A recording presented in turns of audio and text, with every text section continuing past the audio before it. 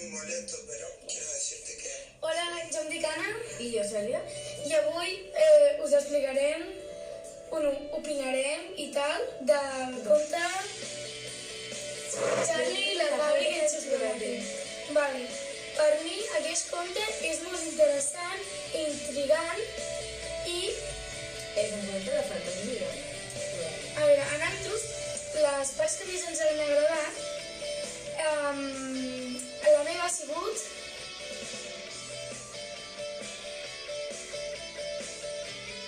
aquesta perquè el Charlie no hauria pogut viure mai aquesta aventura tan xula de volar amb aquest ascensor i que li va agradar molt.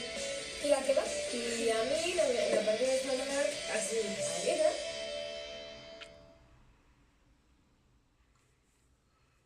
I ha sigut aquesta perquè Charlie en aquest moment se sent molt orgullós i molt agraït. Tens raó.